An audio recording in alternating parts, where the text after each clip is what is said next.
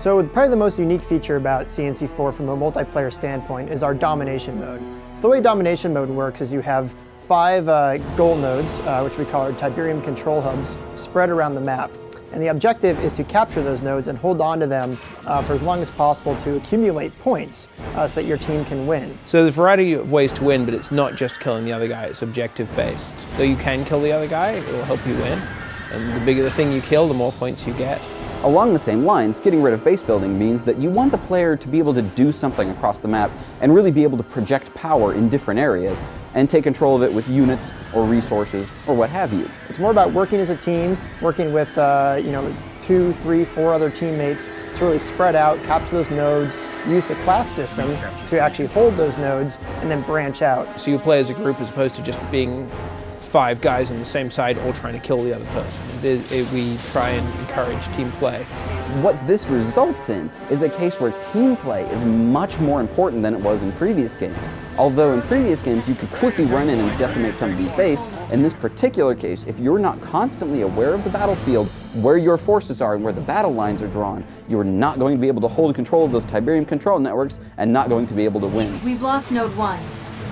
One of the things that we really wanted to focus on in Command & Conquer 4 early on in the development process was the fluidity of class changing and really your ability to strongly impact the game in a very different way by playing each individual class. Being able to respawn really changes up how you play multiplayer because you're no longer damned by the choices you made at the beginning of the game. It allows you to take more risks. You're able to maybe try out a strategy from the get-go. Say you choose the support class, and you go and try a strategy, and maybe it doesn't work out. You get ambushed, you lose your crawler. Instead of having to admit defeat, we have the respawn system, so that allows you to change up your strategy, work with your teammates to find out what the team needs at that point in time, and then come back and try and get revenge on that guy who killed you. That's exactly what Command & Conquer 4 is all about.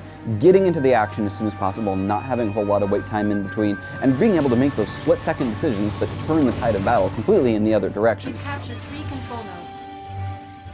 While CNC4 was designed around team play, it is actually an extremely fun 1v1 game. So hardcore 1v1 players, they can play 1v1, but we really want to draw them into the team play experience. We went to the point of having some of the world's best 1v1 players, guys who crush me without even loading the game, come in and play CNC4 and give us their feedback. One of the most surprising pieces of feedback we got was that they enjoyed 3v3, 4v4, and 5v5 a lot. But really, when it gets down to it, what makes Command & Conquer 4 the most fun in terms of team play, and what's really going to appeal to these high-end players, is how the different classes mesh with each other. When you are in coordination with another player on your team, and you have a team leader, and you're all on vent, and you're yelling at each other to go to a particular area, or support another area, or throw up defenses, or throw up a tunnel, things get really fast, really hectic, and a whole lot of fun.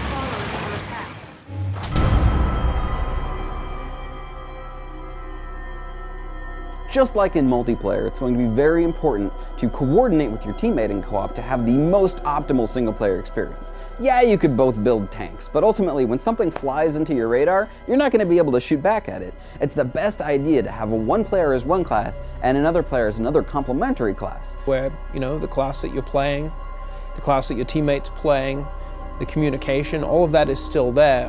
And so there we've actually designed our objectives, so it's more about how you go about completing the objective. Usually if you're in a defend mission, you can have one player play as defense and another player go as offense and complete the objectives around the map, while one player really creates a home base, creates a large number of defensive structures, and plays the base building game, which is still a lot of fun in these single player missions where you can really hole up in an area and defending. It's a large number of AI forces.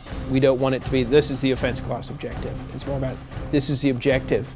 As the offense class, you could take this route, but if you were playing as offense and your friend is defense, this is a good way to do it.